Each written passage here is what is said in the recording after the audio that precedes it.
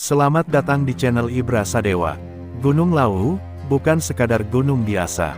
Di balik kabutnya yang tebal, tersimpan legenda kuno tentang pusaka Majapahit, penjaga waktu, hingga gerbang gaib yang hanya muncul di malam tanpa bulan. Cerita ini bukan dongeng, tapi peringatan dari masa lalu, yang masih hidup sampai sekarang.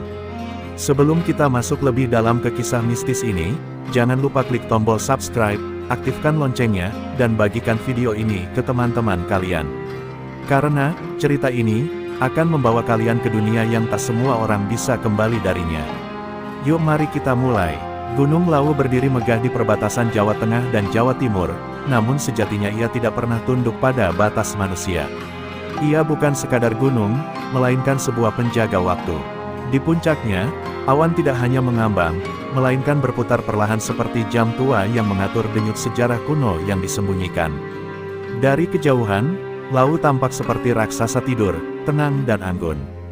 Namun para leluhur mengatakan, siapa yang melihat Gunung Lawu hanya dengan mata, akan pulang membawa kesunyian. Tapi siapa yang melihat dengan rasa, akan membawa rahasia yang tidak bisa diucapkan dengan kata. Para tetua desa percaya bahwa Gunung Lawu tidak mengikuti waktu manusia.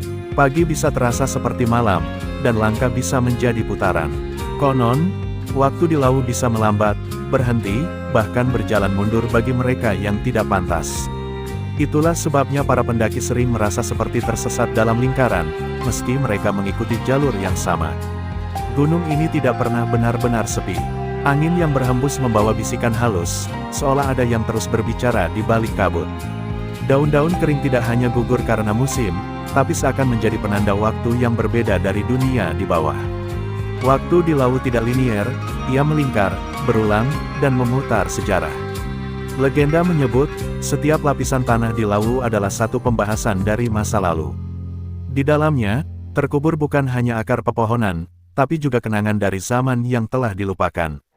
Majapahit bukan hanya berakhir, katanya, ia disimpan di dalam perut Lawu, menunggu waktu untuk muncul kembali. Tidak ada yang tahu sejak kapan Lawu menyimpan waktu. Namun para spiritualis sepuh meyakini, saat kerajaan Majapahit mulai runtuh, para leluhur mencari tempat yang bisa menyembunyikan warisan suci mereka. Gunung Lawu terpilih bukan karena letaknya, tapi karena ia sudah tua bahkan sebelum kerajaan pertama berdiri. Kabut yang menyelimuti Lawu bukan hanya uap air, tapi lapisan pelindung. Siapapun yang menatapnya terlalu dalam bisa terbawa dalam lipatan waktu, melihat kejadian yang bukan miliknya, atau mendengar suara yang berasal dari masa yang belum pernah dialami. Ada cerita lama tentang seorang petani yang tersesat hanya beberapa jam di lereng Lawu. Saat ia turun, dunia sudah berubah. Rumahnya roboh, anaknya telah dewasa, dan semua orang mengira ia telah lama meninggal. Ia tidak tahu, bahwa waktu telah mengalir berbeda untuknya. Gunung Lawu bukan tempat untuk mencari jawaban, tapi tempat untuk mendengar. Ia menyimpan terlalu banyak cerita, terlalu dalam untuk diungkap dengan tergesa. Dan di puncak senyapnya, waktu berputar bukan untuk berjalan maju, melainkan menjaga masa lalu tetap hidup. Tak ada yang tahu pasti bagaimana Majapahit benar-benar runtuh. Di catatan sejarah, kerajaan itu memudar pelan-pelan, ditelan konflik internal dan kebangkitan kekuatan baru. Tapi dalam bisikan para leluhur, Majapahit tidak runtuh, ia bersembunyi. Dan tempat persembunyiannya adalah Gunung Lawu. Dikisahkan bahwa ketika api perpecahan membakar istana, para empu dan penjaga pusaka leluhur tidak tinggal diam. Mereka tidak sekadar menyelamatkan benda-benda keramat, tapi juga membawa seluruh inti peradaban Majapahit ke tempat yang dianggap sakral, tempat di mana waktu bisa dilipat dan disembunyikan, ke dalam perut Gunung Lawu. Salah satu legenda tua menyebutkan bahwa sebagian besar arsitektur utama Majapahit, bukan dihancurkan, melainkan dihilangkan dari dunia nyata. Dengan ritual agung yang dilakukan selama 7 malam 7 hari, para empu membuka gerbang gaib di bawah kaki Lawu, memasukkan bagian-bagian penting kerajaan ke dalam dimensi lain yang tak bisa disentuh manusia biasa. Tidak semua orang bisa melihat atau masuk ke wilayah ini. Hanya mereka yang diundang, biasanya karena darahnya masih menyimpan ikatan dengan masa lalu. Lawu memilih siapa yang bisa menyingkap lapisan-lapisan sejarahnya. Sebab, yang tersimpan bukan sekadar bangunan dan pusaka, melainkan kekuatan, nama-nama suci, dan perjanjian yang belum berakhir. Di dalam perut gaib Gunung Lawu, konon, istana Majapahit masih berdiri. Dinding merah bata tidak lapuk, air kolam pemandian masih jernih, dan suara kidung keraton masih terdengar dari kejauhan.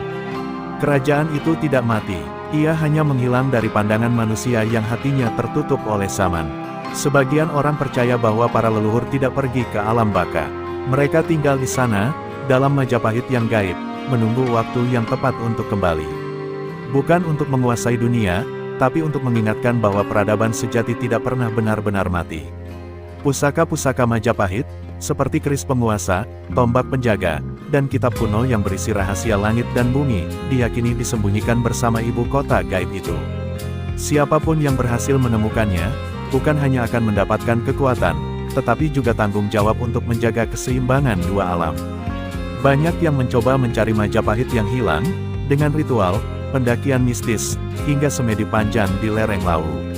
Tapi sebagian besar hanya pulang dengan hening, seolah Lawu menutup mulut mereka, atau mungkin memperlihatkan terlalu banyak, hingga kata-kata tak lagi cukup untuk menjelaskan. Karena itu, masyarakat sekitar Lawu memperlakukan gunung ini seperti kerajaan hidup. Mereka berbicara dengan lembut, memberi sesajen di jalur pendakian, dan tidak pernah menyebut nama raja atau pusaka dengan sembarangan. Sebab, bagi mereka, Majapahit tidak pernah hilang, hanya bersembunyi di balik kabut yang tahu bagaimana menyimpan rahasia.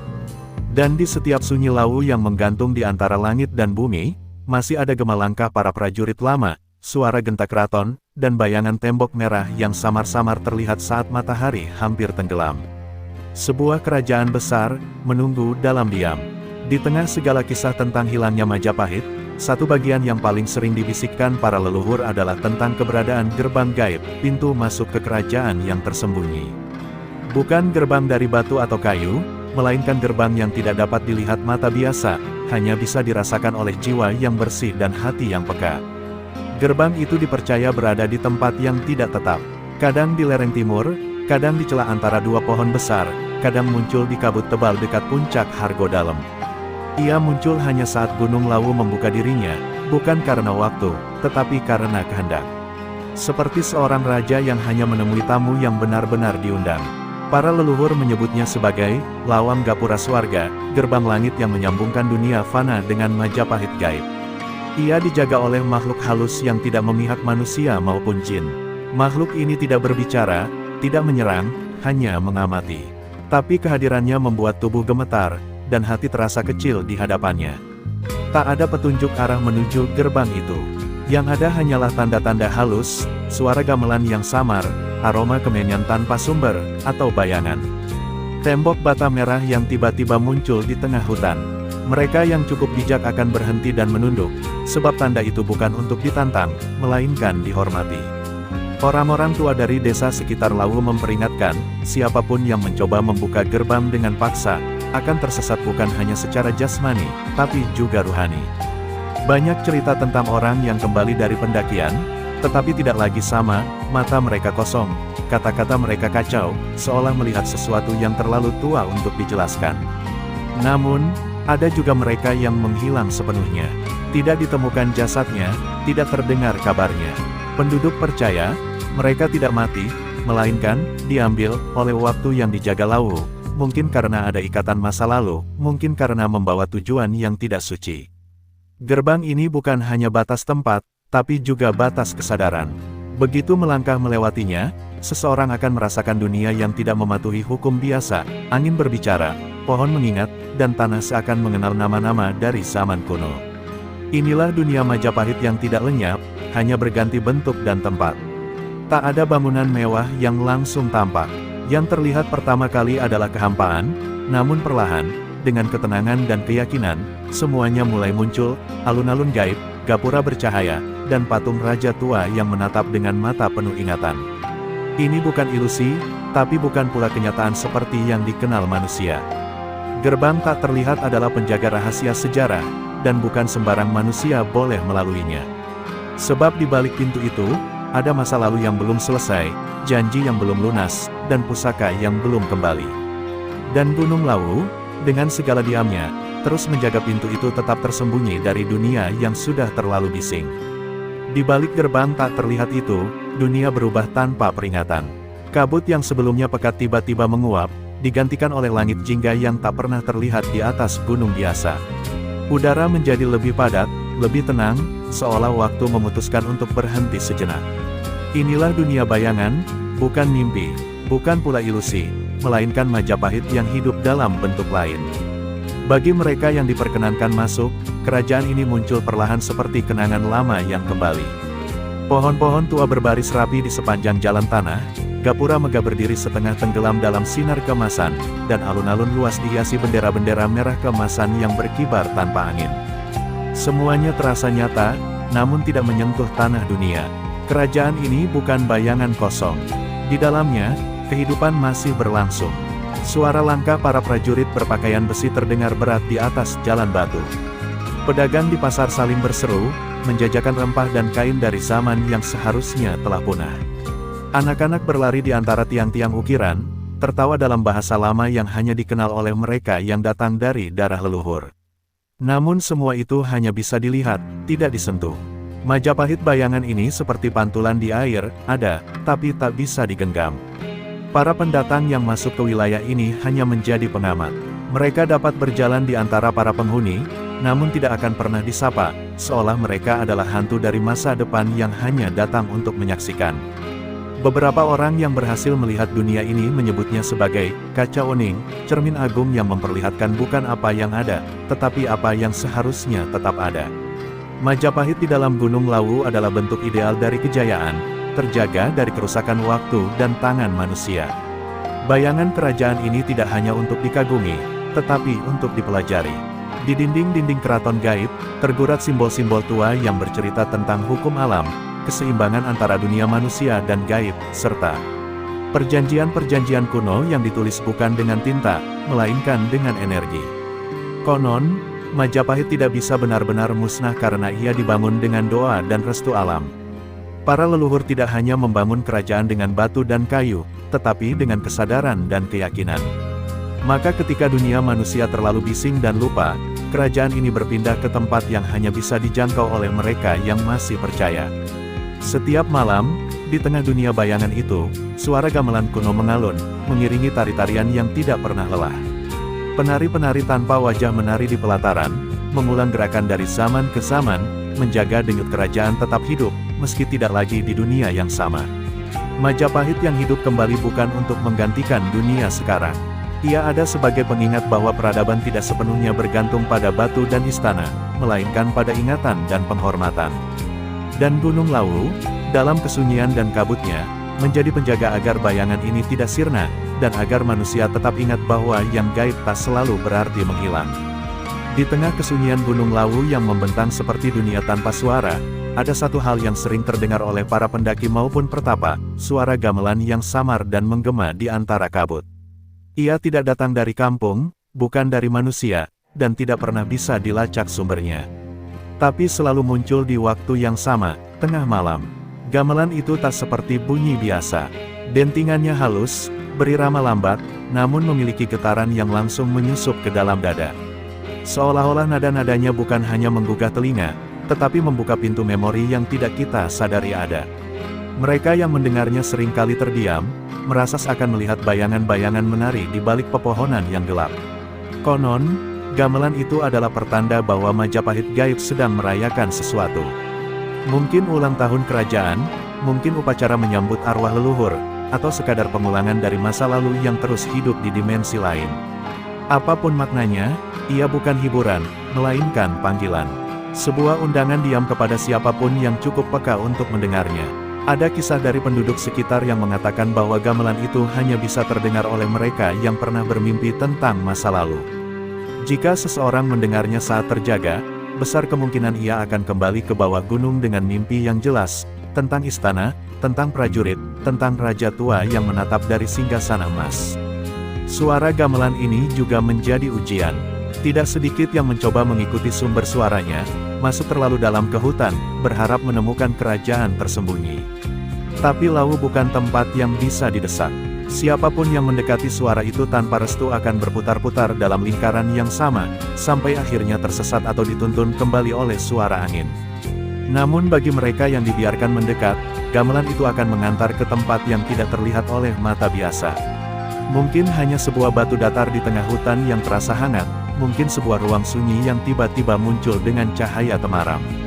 Disitulah mereka bisa melihat bayangan penari keraton dan mendengar syair-syair tua dalam bahasa yang nyaris punah. Suara gamelan tidak selalu berarti baik. Kadang ia datang sebagai peringatan. Di malam-malam tertentu, iramanya berubah, menjadi cepat, berat, dan tidak harmonis. Penduduk menyebutnya sebagai gending Palebon, pertanda bahwa ada jiwa yang tak bisa kembali, atau pusaka yang terganggu dari tempatnya. Saat itu, seluruh desa di kaki Lawu akan menyalakan dupa dan menutup pintu lebih awal. Banyak yang percaya bahwa gamelan tengah malam adalah sisa dari perjanjian besar. Bahwa selama manusia masih mengingat Majapahit dan menjaga sikap di Gunung Suci ini, kerajaan bayangan akan tetap memainkan musiknya. Tapi jika manusia mulai merusak, lupa diri, atau menantang hal yang tak terlihat, maka gamelan akan berhenti. Dan ketika musik berhenti, keseimbangan dua dunia akan retak. Karena itu, setiap malam satu suro, para tetua desa naik ke lereng Lawu dengan membawa sesajen. Mereka tidak berbicara, tidak berdoa dengan suara, hanya menunduk dan menunggu. Jika malam itu gamelan tetap terdengar, meski samar, mereka akan pulang dengan hati tenang. Sebab itu berarti kerajaan masih hidup, dan Lawu masih menjaga rahasianya. Dan begitulah suara gamelan tengah malam terus berdentang, tidak untuk didengar oleh semua orang, tapi cukup untuk mengingatkan bahwa di balik diamnya Gunung Lawu, ada kehidupan yang terus berjalan dalam waktu yang berbeda. Sebuah kerajaan lama, berdansa dalam kabut, menjaga pusakanya lewat nada-nada langit. Di balik gamelan yang berdentang setiap malam, ada kekuatan yang lebih dalam, lebih tua dari kerajaan itu sendiri. Mereka yang menjaga waktu, bukan sebagai angka, tapi sebagai alur takdir yang tidak boleh dilanggar. Gunung Lawu, menurut para leluhur, tidak hanya dihuni oleh bayangan manusia masa lalu, tetapi juga oleh makhluk-makhluk yang bukan berasal dari dunia ini. Mereka disebut penjaga waktu. Makhluk-makhluk ini tidak punya bentuk tetap. Kadang mereka hadir sebagai bayangan tinggi di antara pepohonan, kadang sebagai suara berat di telinga saat kita sendirian, dan kadang sebagai mimpi yang datang berulang. Tapi satu yang pasti, mereka hanya muncul ketika waktu mulai goyah, saat seseorang terlalu dekat pada sesuatu yang belum seharusnya ditemukan. Diceritakan dalam lontar-lontar kuno, bahwa para penjaga waktu adalah ciptaan langsung dari perjanjian suci antara leluhur Majapahit dan alam. Mereka bukan makhluk jahat, tapi juga bukan pelindung manusia. Tugas mereka adalah menjaga keseimbangan antara yang nyata dan gaib, antara masa lalu dan masa kini, agar tidak saling mencampuri satu sama lain. Satu tanda kehadiran mereka yang paling dikenal adalah perubahan udara yang drastis. Suhu bisa mendadak dingin menggigit, kabut menjadi sangat pekat, dan suara gamelan mendadak berhenti seolah dunia menahan napas. Saat itu terjadi, para pendaki atau penziarah yang masih terjaga biasanya akan memilih berdiam dan membaca doa, sebab itu pertanda, waktu sedang dijaga.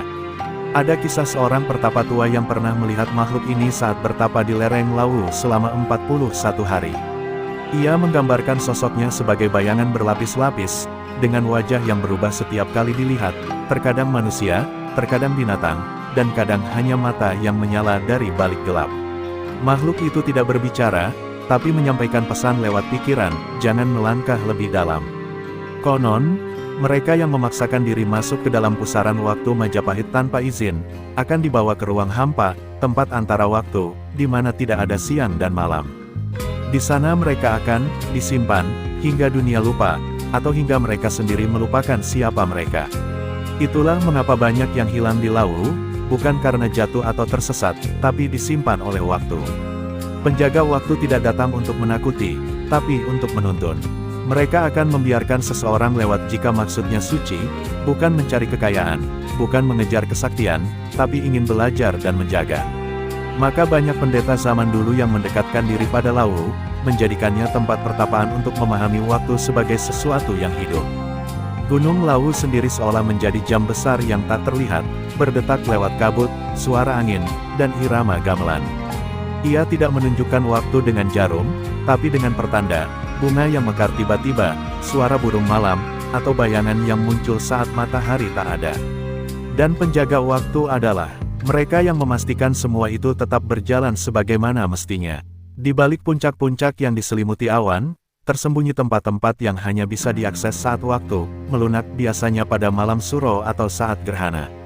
Di momen-momen itu, makhluk penjaga akan hadir, tidak untuk diuji, tapi untuk menyaksikan apakah manusia masih layak dipercaya menjejak tanah yang menyimpan kerajaan bayangan. Mereka adalah alasan mengapa laut tetap sakral, mengapa tidak semua orang bisa memahami kedalamannya. Sebab di sana, waktu bukan hanya garis, tapi jiwa yang dijaga, dijalin, dan dirawat oleh makhluk-makhluk yang tak memiliki nama, hanya tugas. Dan selama mereka masih ada, maka rahasia Majapahit akan tetap aman, tertutup rapat oleh kabut dan kehendak alam. Di balik bayangan kerajaan dan penjaga waktu, tersimpan satu rahasia yang paling dijaga oleh Gunung Lawu, sebuah pusaka tua yang tak pernah disebutkan namanya secara langsung. Pusaka ini bukan sekadar senjata atau benda bertuah, melainkan inti dari kekuatan Majapahit itu sendiri. Ia disimpan bukan untuk digunakan, melainkan untuk dilupakan, karena jika dibangunkan, dunia tidak akan lagi sama. Para leluhur menyebutnya dengan berbagai nama samar, nyawa kerajaan, mata waktu, atau denyut tanah Jawa. Namun semuanya sepakat, pusaka ini bukan milik siapapun, bahkan bukan milik raja. Ia diciptakan dalam upacara agung yang mempertemukan manusia, alam, dan makhluk halus dalam satu sumpah besar. Sumpah itu mengikat pusaka agar tidur di kedalaman tanah Lawu, dijaga oleh penjaga waktu dan batas-batas gaib yang tidak boleh disentuh. Bentuknya tak diketahui dengan pasti. Ada yang mengatakan ia berupa tombak dari logam bintang, ada yang menyebutnya keris berasap, atau bahkan sekadar batu kecil berdenyut seperti jantung. Namun yang paling menyeramkan bukan bentuknya, melainkan apa yang bisa terjadi bila ia dibangkitkan dari tidurnya. Pusaka ini konon memiliki kehendak sendiri. Ia bisa memilih pemiliknya, tapi juga bisa menolak semua manusia. Jika dibangunkan oleh orang yang tamak atau berniat menguasai, pusaka itu akan membelah tabir antara dunia nyata dan gaib, membuka jalan bagi kekacauan yang tak bisa ditarik kembali. Dunia akan melihat kerajaan-kerajaan bayangan saling berperang, dan waktu akan berputar liar tanpa arah. Legenda tertua menyebutkan bahwa pusaka itu hanya akan bangkit jika tiga pertanda bersatu, suara gamelan berhenti untuk selamanya, gerbang gaib terbuka di siang bolong, dan makhluk penjaga menampakkan wajah aslinya. Jika ketiganya terjadi, maka pusaka akan membuka matanya dan memilih apakah akan menjadi penyelamat atau penghancur. Karena itulah, para tetua di desa sekitar Lawu selalu memperingatkan anak cucu agar tak mencari apapun selain kedamaian saat naik ke gunung. Bahkan sekadar niat untuk mencari pusaka sudah cukup membuat seseorang diawasi oleh para penjaga gaib. Banyak kisah tentang pendaki yang pulang dengan luka di dada, atau mimpi buruk yang tak pernah berakhir setelah mencoba mencari jalan menuju pusaka. Tak hanya manusia biasa yang tergoda. Dahulu, pernah ada seorang bangsawan muda yang datang dengan niat membangkitkan kejayaan Majapahit melalui pusaka ini. Ia membawa sesajen, mantra, dan rombongan dukun. Tapi malam itu, langit Lawu menghitam tanpa bulan, dan gamelan berhenti sejak senja. Keesokan paginya, rombongan itu hilang tak bersisa, hanya tersisa bekas api unggun dan bau bunga yang terbakar. Pusaka itu juga diyakini menjadi alasan mengapa Majapahit memilih bersembunyi di balik tabir waktu. Mereka tahu, jika pusaka jatuh ke tangan yang salah, maka bukan hanya Jawa yang akan terancam, tetapi keseimbangan seluruh dunia gaib dan nyata. Karena itu, kerajaan bayangan menjaga diam, penjaga waktu tetap waspada, dan gamelan tetap berdentang. Sebagai tanda bahwa pusaka belum terganggu, Gunung Lawu menyimpan pusaka ini di tempat yang tidak bisa dijangkau oleh kaki atau peta. Ia hanya bisa ditemukan oleh takdir, oleh mereka yang dipilih, bukan yang mencari. Dan selama gamelan masih terdengar, selama kabut masih tebal, pusaka itu akan terus tidur dalam sunyi, menjaga rahasia yang tak boleh dibangunkan oleh keserakahan manusia. Sebab bila pusaka itu bangkit, maka segalanya akan dimulai kembali, dari awal yang lebih gelap, lebih dalam, dan lebih sulit diselamatkan. Dahulu kala, ketika perjanjian antara manusia dan alam pertama kali dimeteraikan di puncak Gunung Lawu, sebuah sumpah sakral diucapkan oleh para leluhur Majapahit. Dalam sumpah itu, disebutkan bahwa siapapun yang mencoba membangunkan pusaka tanpa restu akan terkena kutukan abadi, kutukan sang pelanggar janji. Bukan kutukan kematian, tetapi nasib yang jauh lebih mengerikan, menjadi bayangan yang hidup di antara dua dunia, tanpa masa depan dan tanpa akhir. Kisah ini bukan hanya legenda bagi penduduk sekitar Lawu, Mereka percaya bahwa kutukan itu nyata, dan korban pertamanya adalah seseorang dari dalam kerajaan sendiri, seorang Patih Agung yang berniat membangkitkan pusaka untuk merebut tahta. Ia menyelinap ke tempat rahasia, menembus batas-batas yang dijaga penjaga waktu, dan menyentuh pusaka dengan tangan penuh ambisi. Saat itu juga, langit pecah oleh kilat tanpa petir, dan Gunung Lawu mengeluarkan dengungan rendah seperti suara gamelan yang berbalik arah. Para penjaga gaib turun dalam bentuk kabut hitam, menggulung patih itu dan menariknya ke dalam bayangan. Sejak hari itu, tidak ada yang pernah melihatnya lagi dalam wujud manusia. Tapi banyak yang percaya, ia masih ada, berkeliaran di batas antara gaib dan nyata sebagai sosok tanpa wajah, yang muncul setiap kali seseorang mencoba mengulang kesalahannya. Kutukan itu tidak hanya menimpa pelanggar pertama. Setiap orang yang berniat sama, atau bahkan hanya menginginkan pusaka dengan niat tidak murni, akan mulai melihat hal-hal yang tidak bisa dijelaskan, bayangan yang mengikuti langkah mereka, suara gamelan yang tiba-tiba sumbang, dan mimpi buruk yang memperlihatkan sosok tinggi berjubah hitam dengan mata kosong mengintai dari balik pohon. Yang lebih mengerikan, kutukan ini menular secara spiritual. Orang yang terkena bisa membawa energi negatif ke tempat lain, membuat keluarganya sakit-sakitan, rumahnya dihantui, bahkan membuat hewan-hewan menghindar dari tanah tempatnya berpijak. Inilah sebabnya banyak penduduk desa menolak membantu pendaki yang terlihat terlalu ambisius. Mereka tahu, satu kesalahan bisa membuka pintu bencana.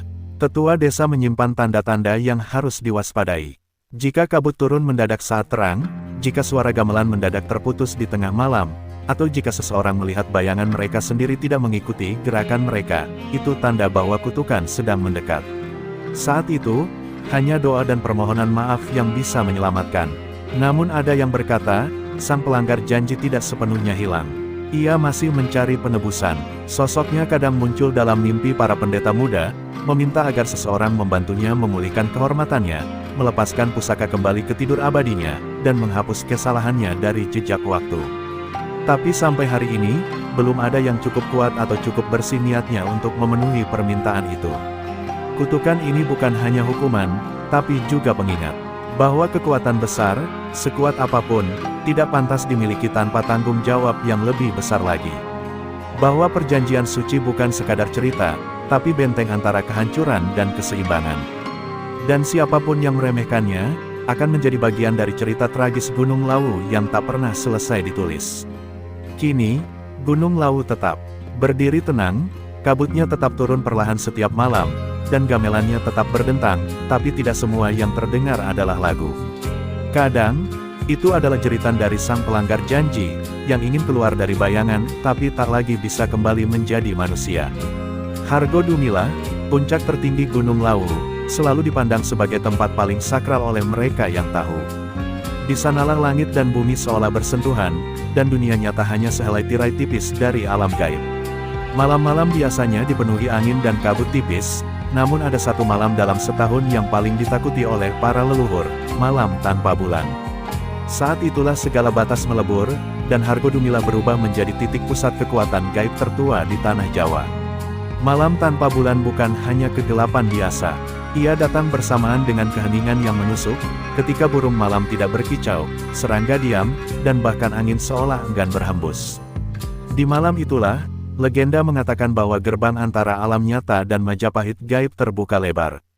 Mereka yang berada di Hargo Dumilah saat itu bisa melihat hal-hal yang tak terlihat, atau dilihat oleh yang tak seharusnya melihat. Penduduk sekitar percaya bahwa malam itu adalah malam penimbangan niat. Setiap manusia yang berada di puncak akan diuji oleh para penjaga tak terlihat. Hati yang bersih akan dilindungi dan dipandu pulang dengan selamat, tetapi hati yang gelap akan diperlihatkan bayangan masa lalu dan kemungkinan masa depan yang mengerikan. Banyak pendaki yang turun dengan mata kosong, seolah meninggalkan sebagian jiwanya di atas sana. Konon, pusaka yang tertidur di kedalaman lawu juga bergetar pada malam itu. Tidak bangkit, namun gelisah, karena keheningan malam tanpa bulan bisa membangkitkan mimpi lama dari dalam tanah. Penjaga waktu akan berkumpul mengelilingi tempat tersembunyi itu, membentuk benteng tak kasat mata, menjaga agar tidak ada yang mendekat, tak ada yang menyentuh. Di malam itu pula, sang pelanggar janji sering menampakkan dirinya. Beberapa pendeta sakti mengaku pernah melihat siluet tinggi berjubah hitam berdiri tepat di puncak, menatap ke langit kosong. Tidak berbicara, tidak bergerak, Hanya diam, seolah sedang menunggu seseorang, atau sesuatu. Mereka yang melihatnya akan segera turun gunung, membawa pesan dalam diam, jangan pernah bermain-main dengan waktu. Mereka yang berani bertahan di malam itu, kadang mendengar gamelan yang berbeda, lebih dalam, lebih lambat, dan hanya terdiri dari satu nada yang berulang. Nada itu dipercaya sebagai sinyal, bahwa majelis gaib sedang berkumpul. Tak seorang pun tahu apa yang mereka bicarakan, namun sebagian percaya mereka sedang menentukan apakah dunia manusia masih pantas menjaga rahasia Lawu. Beberapa pemuda desa yang tak percaya mitos pernah mencoba menginap di Hargo Dumilah pada malam itu. Mereka membawa kamera, alat perekam, dan perlengkapan lengkap. Hasilnya, kamera rusak, baterai menguras sendiri, dan salah satu dari mereka tak pernah kembali. Dua lainnya turun dengan rambut memutih dan tak bisa berbicara selama 3 bulan. Sejak itu, tidak ada yang mencoba lagi. Tetua desa menyebut malam ini sebagai Wan Cilanyep, waktu paling sunyi, paling rapuh. Saat tanah bisa bernapas dan mengeluarkan suara yang hanya didengar oleh mereka yang telah berdamai dengan dirinya sendiri. Banyak pertapa memilih malam itu untuk berdoa di kejauhan, bukan untuk meminta kekuatan, melainkan untuk menguatkan penjagaan. Hargo Dumilah menjadi semacam titik temu antara niat dan akibat. Setiap langkah yang diambil di atas tanahnya akan dihitung, setiap kata yang diucapkan akan dicatat oleh sesuatu yang tak terlihat. Dan jika malam itu lewat tanpa insiden, maka Gunung Lawu akan tetap tenang untuk setahun ke depan. Tapi bila ada pelanggaran, maka getarannya akan terasa hingga ke kaki gunung, hingga ke mimpi anak-anak yang tak tahu apa-apa. Dan begitulah, malam tanpa bulan di puncak Hargo Dumilah terus menjadi batas, antara yang boleh diketahui dan yang harus tetap menjadi rahasia. Sebab di sanalah segalanya bermula, dan bisa saja berakhir. Di balik segala misteri Gunung Lawu, di antara kabut, suara gamelan, dan penjaga waktu, ada satu tempat yang tak pernah disebut dengan jelas, gerbang terakhir. Tempat ini bukan sekadar lokasi fisik, melainkan peralihan antara dunia yang kita kenal dengan dunia yang sudah lama dilupakan. Tak ada peta yang bisa menuntun ke sana, hanya mereka yang terpilih oleh waktu yang bisa menemukannya. Dan ketika ditemukan, tak ada jalan kembali yang sama. Gerbang terakhir dipercaya terletak di suatu celah tersembunyi di antara batu-batu purba yang membentuk pola melingkar seperti mandala kuno. Di tengahnya ada pohon tua tanpa daun, namun akarnya menjalar ke tanah seolah menyimpan sesuatu di dalamnya. Kabut di tempat itu tak pernah menghilang, dan udara terasa lebih berat, seakan seluruh sejarah Majapahit bernafas dari celah tanah tersebut. Bayangan yang menanti di gerbang terakhir bukan makhluk menyeramkan seperti yang dibayangkan banyak orang. Ia adalah cerminan dari diri sendiri. Mereka yang tiba di sana akan melihat versi lain dari dirinya, versi yang tertinggal, versi yang penuh ambisi, atau versi yang pernah mereka lupakan. Inilah ujian terakhir sebelum seseorang bisa memahami rahasia Gunung Lawu, berdamai dengan dirinya sendiri. Konon, hanya mereka yang lulus dari pertemuan itu yang bisa melihat wujud sejati pusaka yang tertidur. Bukan untuk memilikinya, tetapi untuk memahaminya. Karena sesungguhnya, pusaka itu bukanlah benda mati, melainkan bagian dari kehendak alam, titipan para leluhur yang menyatu dengan napas gunung. Ia akan tetap tidur, selama tidak ada yang cukup murni untuk membangunkannya. Pada malam-malam tertentu, terutama setelah malam tanpa bulan, gerbang ini menjadi aktif. Mereka yang berada terlalu dekat akan merasa seperti berjalan dalam lingkaran waktu, kembali ke titik yang sama meski telah berjalan jauh. Itulah tanda bahwa gerbang mulai mengamati, mencari siapa yang datang dan dengan maksud apa. Jika niatnya salah, maka bayangan yang menanti tidak akan tinggal diam. Bayangan itu tidak membunuh, ia menyerap, menyedot rasa percaya diri, membisikkan keraguan, dan memperlihatkan kemungkinan terburuk yang bisa terjadi. Banyak yang kembali dari tempat itu dengan mata kosong, seolah kehilangan sesuatu yang tak bisa dijelaskan. Mereka tidak lagi bisa menceritakan apa yang mereka lihat, karena kata-kata manusia tidak cukup untuk menggambarkan pertemuan dengan dirinya sendiri. Namun, ada pula yang berhasil melewatinya.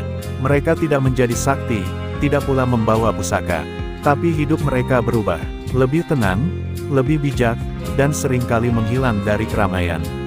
Merekalah yang dipercaya telah melihat inti Gunung Lawu, bukan kekuatannya, tapi kesadarannya. Bahwa gunung ini bukan tempat untuk dikuasai, melainkan dijaga, dihormati, dan dimaknai. Gerbang terakhir adalah simpul dari semua rahasia Lawu. Di sanalah perjanjian leluhur disimpan, di sanalah penjaga waktu berputar dalam diam, dan di sanalah pusaka itu bermimpi dalam sunyi. Ia tidak butuh penguasa baru, karena dunia ini belum siap menerima kekuatan sebesar itu. Yang ia butuhkan hanyalah penjaga baru, yang tidak dikenal, tidak diagungkan, hanya dipilih oleh keseimbangan alam. Kini, legenda Gunung Lawu tetap hidup. Gamelan masih berdentang, kabut masih turun tiap senja, dan cerita-cerita tentang gerbang terakhir terus dibisikkan dari mulut ke mulut. Sebab selama manusia masih berjalan dengan niat yang tak bersih, selama ambisi masih lebih keras dari kebijaksanaan, maka bayangan akan terus menanti, tepat di ambang pintu yang tak terlihat. Dan ketika waktu telah cukup tua, dan bumi merasa siap, mungkin, gerbang terakhir akan terbuka sepenuhnya. Tapi sampai saat itu tiba, biarlah Gunung Lawu tetap menjadi penjaga rahasia yang abadi, antara dunia nyata dan alam gaib. Gunung Lawu akan tetap berdiri, menjadi penjaga antara dunia nyata dan alam gaib. Rahasianya tak akan terbuka untuk sembarang orang, dan bayangan yang menanti di gerbang terakhir, akan terus menguji mereka yang datang dengan niat tersembunyi.